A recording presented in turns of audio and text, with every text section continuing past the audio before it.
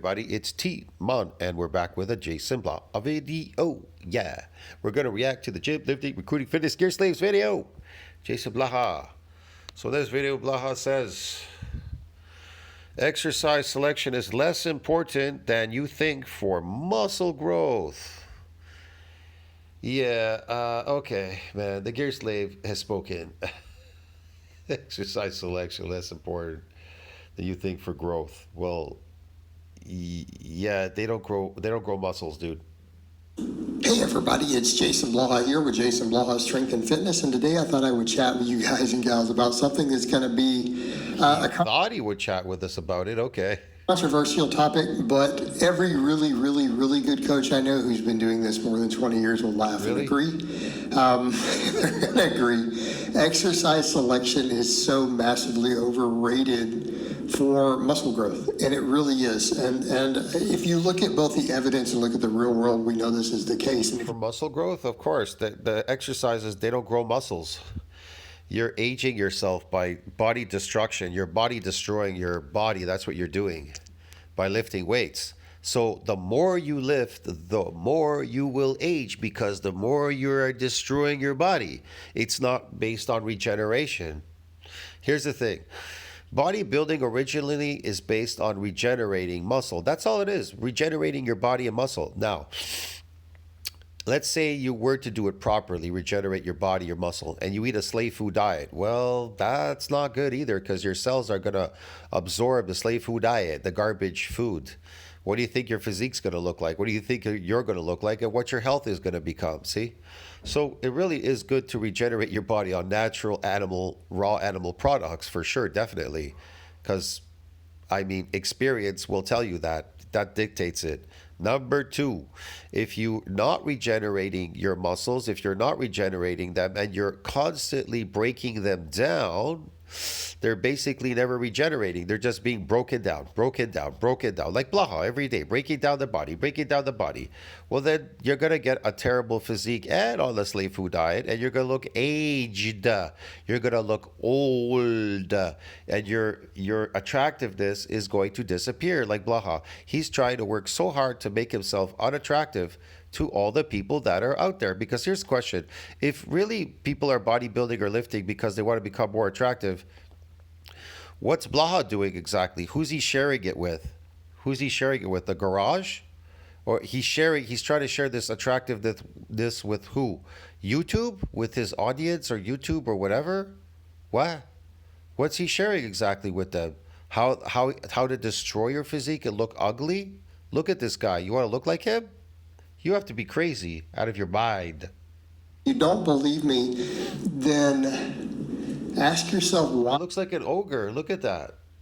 Why so many pro bodybuilders do completely different exercises and still get insanely jacked. Why do these bodybuilders do all these weird exercises and get insanely jacked? Because they're taking steroids. It's fake. It's artificial. They could just do just about anything. It's cosmetic. Okay? Let that sink in for a moment. Is it because they found the type of curl that works for them? No, it's because they're doing a curl. They're training the bicep. Okay? Right? Do we all understand this? And I think what's funny, you remember when we had guys like Martin Birkin? I feel like that should be addressed. I should make some videos just... Okay. We had guys like Martin Birkin. I feel like that should be addressed. I should make some videos just addressing Birkin again.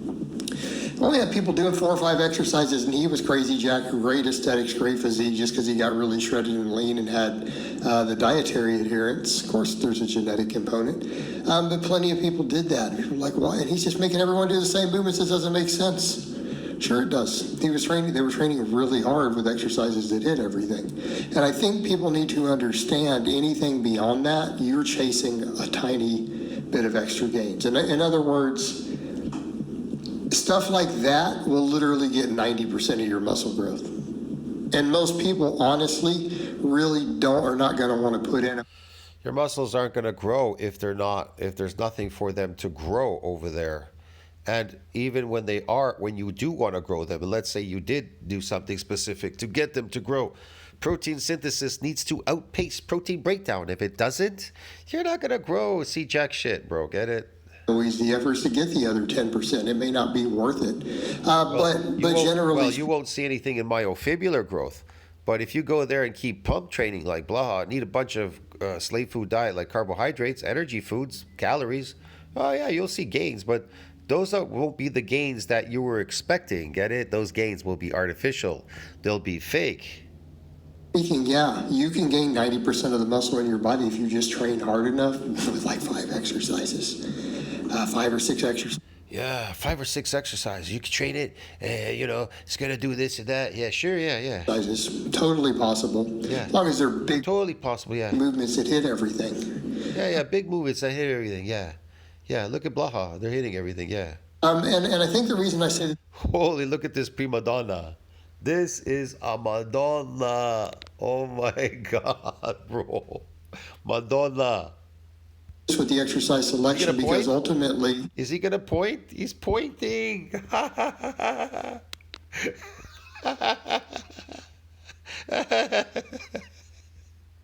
when you're looking at You different think one rep? You people have to be so dumb to believe that one rep got his leg to look like that, doing one rep on that machine.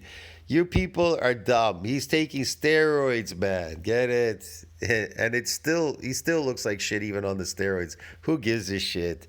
He can tense his legs out. Look at his legs when they're not flexed, because he's flexing. So when they're not flexed, what do they look like? Nothing. Look how small they are. They're small. When you flex, that just him in the camera. That gives the illusion that there's something there. But this is what his legs look like. See? Yeah. So when he walks out in public in his booty shorts walking around, the people laugh at him. They're like, whatever. Look at his chest. It's drooping there. exercises, people are looking at, well, maybe it works this part of the muscle more than this part, or doesn't hit over here. So they're looking at things that don't matter. In other words, you're looking at muscles in the context of early reps. Okay, does everyone understand? Particularly if you're doing enough big movements. This is why I tell people big exercises will cover everything. And then you can fill in the gaps. Look, if you need some other tricep work, then do some tricep work. So again, let me be clear. When I make this statement, I'm not telling people, look, if your calves are lagging, not to train calves. I'm not telling you not to train your triceps if your triceps still suck when you're benching 315. Okay? This is not what I'm saying. What are you saying then? What I'm saying is that's probably just a genetic difference, structural difference. Okay. Because here's the thing. When people are looking at these individual nuances, assuming they're oftentimes only looking at isolation, or even when they're looking at a big exercise, they're looking at low volumes, individual sets, non-failure sets. Okay? Because when you look at all the compiling data, what happens? I don't know what happens. As training What happens? volume goes up, the whole dang muscle grows. Volume goes up, the whole thing goes up, muscle goes up. What? What did he say?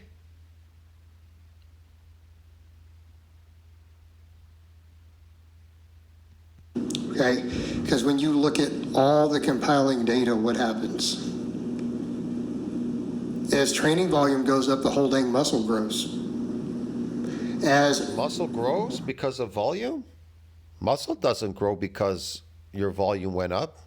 Muscle only ever grows when protein synthesis outpaces protein breakdown. That's when muscles grow.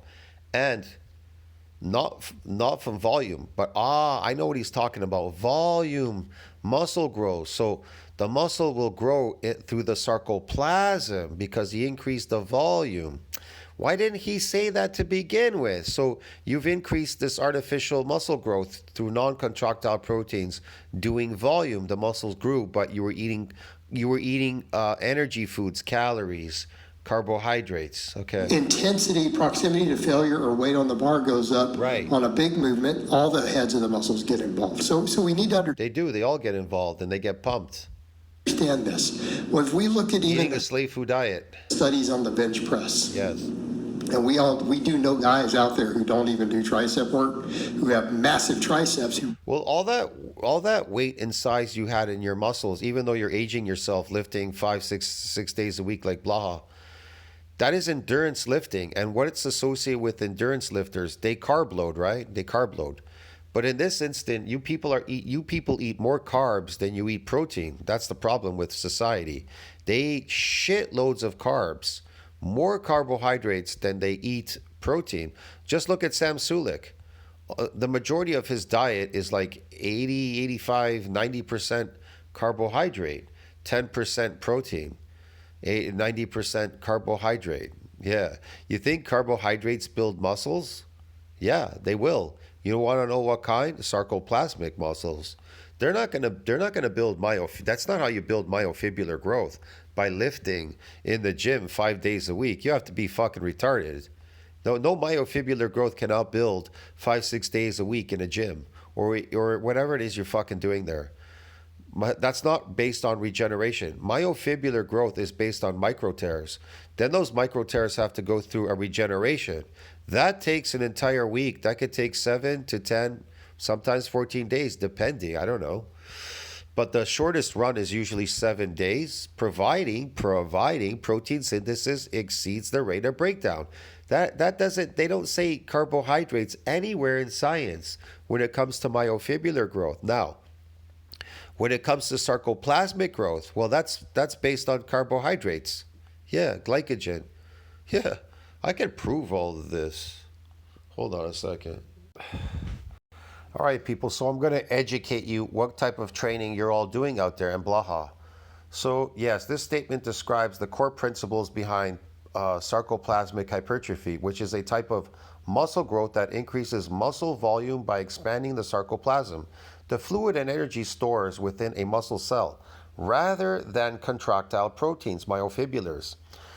The process is promoted by high repetition, moderate weight training, high carbohydrate diets for glycogen replenishment. See what it says? The process is promoted by high repetition, moderate weight training. That's him, whatever he's doing there.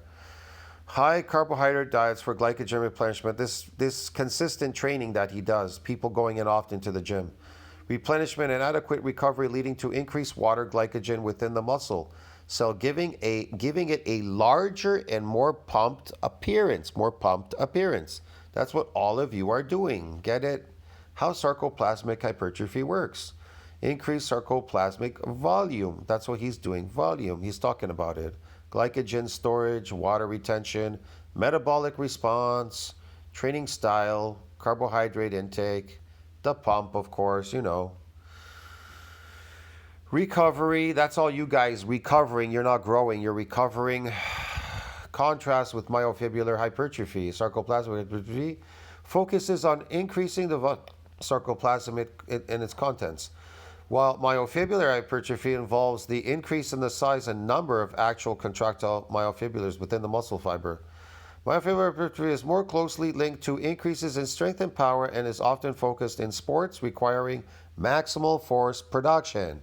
That's what myofibrillar growth is for, not fake bodybuilding. Okay, dude, that this guy's doing, whatever the hell he's doing there. Building these fake non-contractile proteins.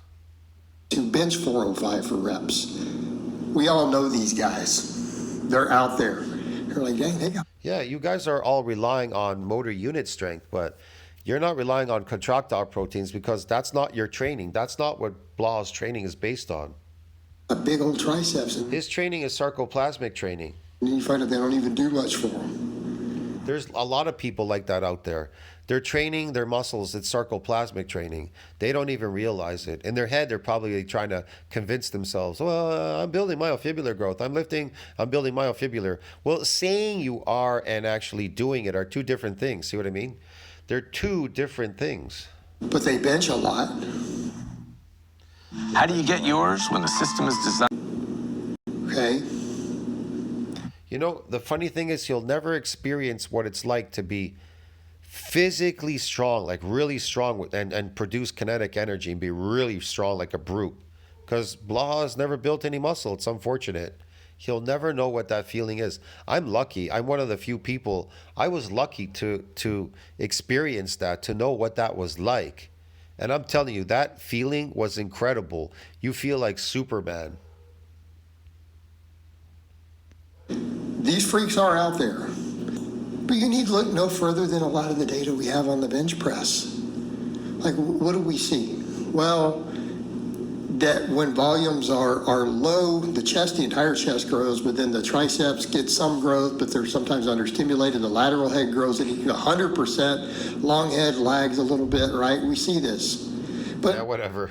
what happens when we take volumes up? When we take volumes higher and higher, When you take volumes higher and higher, you get more sarcoplasmic growth. That's what you get. You increase the sarcoplasm, giving you a larger, fuller, pumped look in your muscles. keeping in mind, all those heads grow. Of course they will grow. They'll grow the sarcoplasm, yes. Okay? All those heads grow. Sure. So when we're looking at studies, looking at it, it's not like the whole tricep doesn't grow from the bench press. Exactly. It's not like it doesn't grow from the bench press. It will grow the sarcoplasm. It'll draw more of this energy into the tricep and it will grow by pump training. That's why people are coming often to the gym and they're concentric training because they're squeezing. They want to squeeze as much fluid as they can into the sarcoplasm to give it this artificial fake phony look because they're too lazy or they don't know how to build myofibrillar growth. It's a lot of work for them.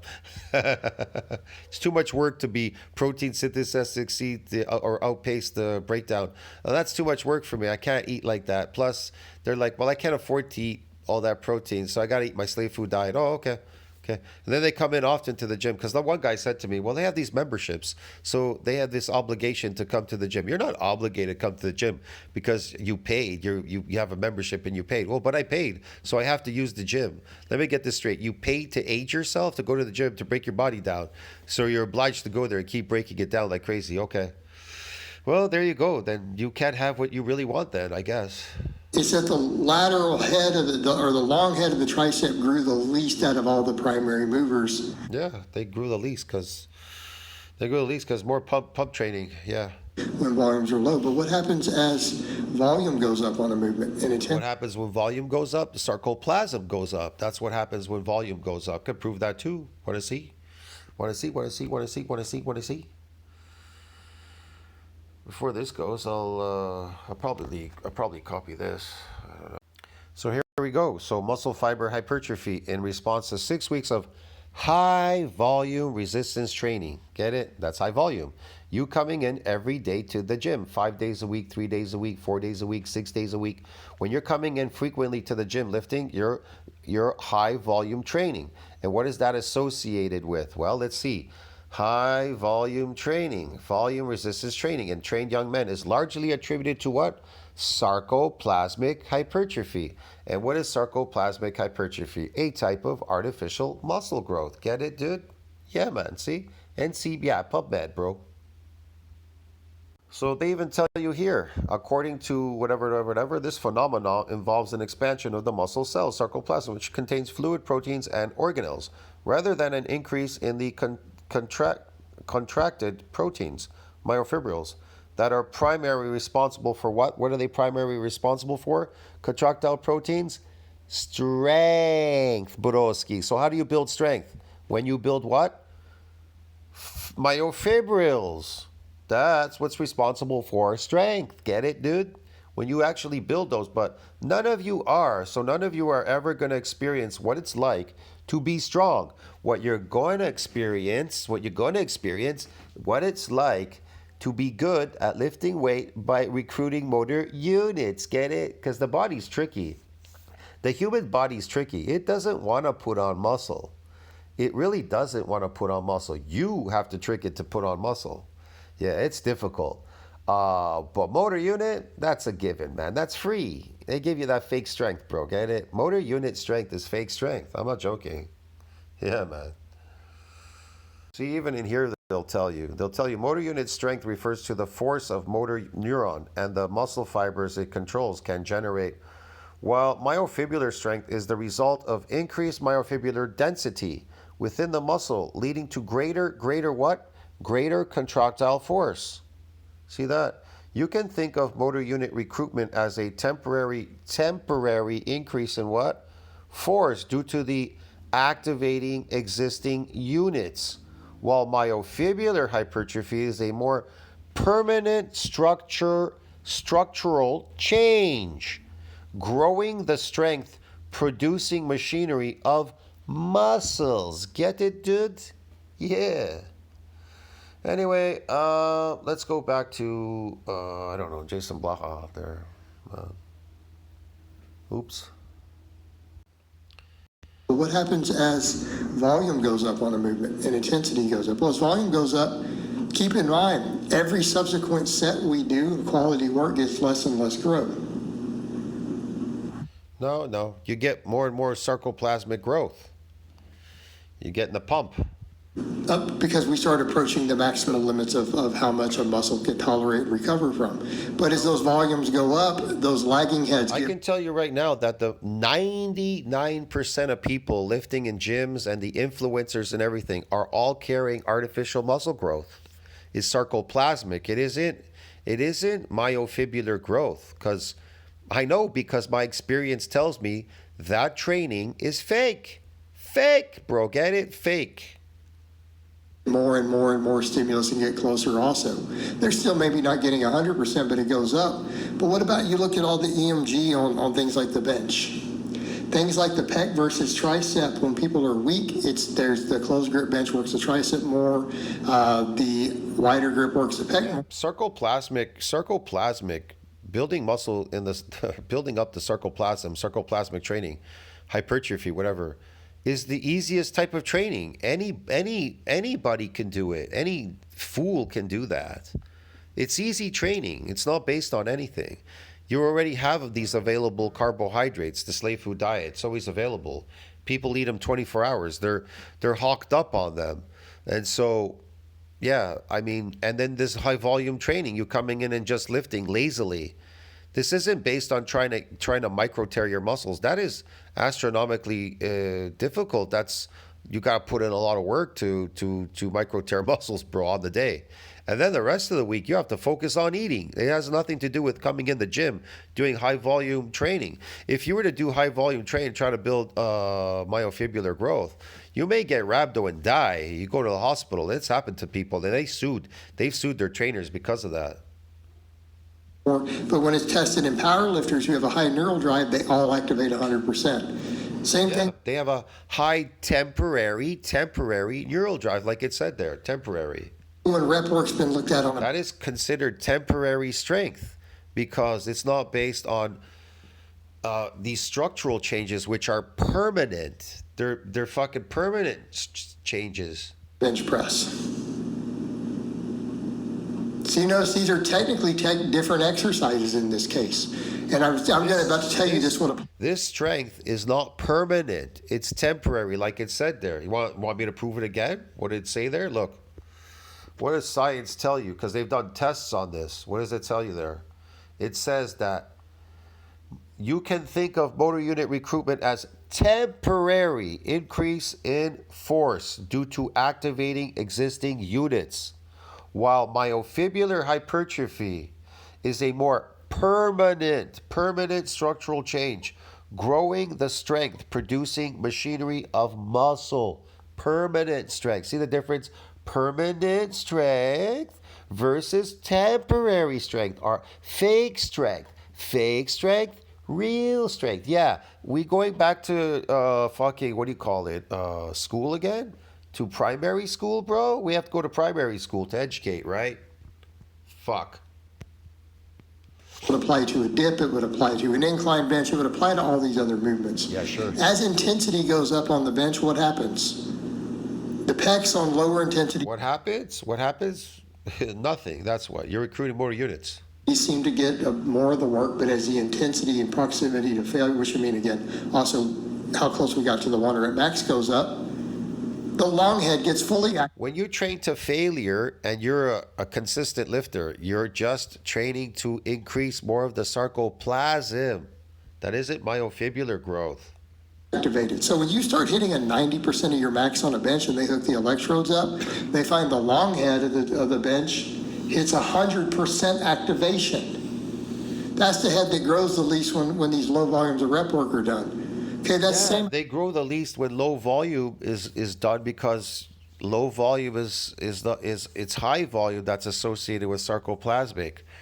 Low volume, then you're not really increasing the sarcoplasmic low volume. You're going to need high volume. Effect is going to happen when you get close to failure.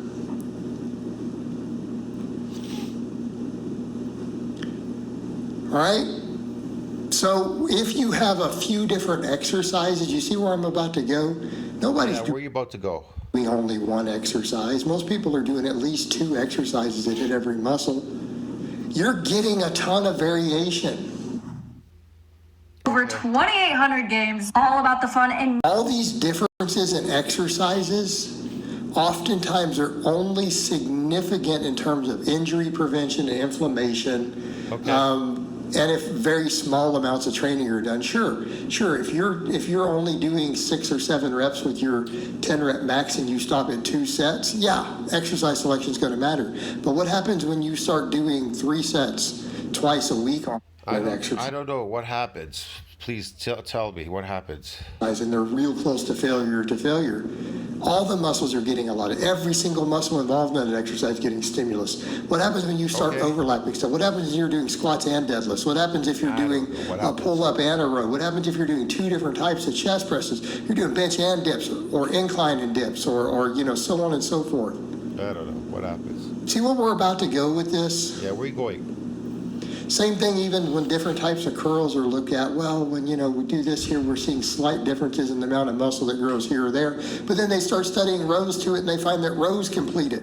This is endurance training. This is consistent training, high volume training. This is high volume. It's like, what? There's at least a recent When they say high volume training, they're talking about people that lift consistently in the gym every day. study that found that the upper part of the bicep grew from a dumbbell row, not even a underhand grip. See, think about it. How did a muscle grow from a dumbbell lift? How did it grow from lifting a dumbbell? How did it grow? Well, it's not a micro tear, right? Because obviously a micro tear, it has not associated with growth. It's associated with micro tears. It means you've injured your muscle fiber. So he said grow. So what's growing from lifting a weight? Sarcoplasm. Get it? High volume. That's what he keeps saying, high volume. The sarcoplasm is growing. But here's the thing, he's not telling you that because he doesn't want you to know that what you're growing through high volume is the sarcoplasm. But I'm going to educate you because he's tricking you. When compared to a dumbbell curl, the upper half of the bicep grew more and the lower half grew more from the dumbbell curl. Of course. How do muscles grow from lifting weights? See what I mean? How do they grow? So as these movements start overlapping, all these other heads get hit. As training volumes and intensity and neural drive go up, all the muscles are starting to get activated more and more and more. Yeah, you're activating the motor units within the muscle fibers more and more and more. Yeah. Okay. Now, am I saying that poor exercise selection is going to give you 100% of muscle growth? No. But again, when we're 100% muscle growth, poor selection? I don't know. It'll get you that high volume, pump training, eating carbs. looking for more, if you start looking in the context of some of the data, and what we see, a handful of exercises can build the overwhelming majority of the muscle in your body. See, these exercises could build the overwhelming majority of your muscles in your body. Yeah. High volume training will do that. It'll increase the sarcoplasm. You'll hypertrophy the sarcoplasm. That's what you'll increase. Fluid, like it said there, fluid organelles and shit. Yeah. And if we're pushing hard enough, and because there's so much overlap, especially if your training is built around fairly big movements, everything is going to get worked. Are you possibly going to have a muscle or two? Everything's going to get worked and get pumped, yeah. That is lagging behind, yes, but it's pretty easy to fill in the gaps on those. And you may not care. You know, a lot of times the guy is like, well, as long as I'm getting bigger, do I really care that maybe my brachialis in my arm or my... Exactly. They don't care. As long as I'm getting bigger, I don't care if I'm building myofibrillar growth. Get it? As long as I'm getting bigger. I can always fake the strength because it's called motor unit. Get it? lower part of my bicep is only getting 90% of its possible growth instead of 100, but it's still getting bigger. Yeah, it's getting bigger, all right. It's just getting fatter. That's what's getting. Like his head. His head's gotten bigger. It's gotten fatter. But you see the point? If you have anything that's Whoop, 1 rep. lagging from your training, it's not hard to fill in the gaps, and you're probably the Oh, only he's actually going to do 2 reps. one who notices. Probably anyone who's a serious physique person is the only one who notices. Nobody else out there even sees it. Oh, we're going for 4. It's amazing. So again, this whole point we make, exercise selection doesn't matter that much. Coaches 4 reps, partial rep, 405. Is it 405? Oh yeah, that's about the most. Okay. have told people, oh, we have to have this exact form, we have to have this exercise to work this area. Oh, this is the secret. Yet 37 other guys don't do that movement, do something completely different, and they're just as jacked. Okay? Oh yeah, okay. Why? Because as workloads and intensity go up, Yeah. everything eventually gets worked unless it is just being painfully neglected. All right, guys, but that's really all I hear you. I have to say on that today. I hope it's been informative, and I'll talk to you guys and gals. Very informative, friends. Yes, I'll see you in the next one. Tell what you think about that. Like, subscribe, support the channel. I told you, all of his training is sarcoplasmic. It's just useless training, a waste of time, and accelerated aging. See you later, man.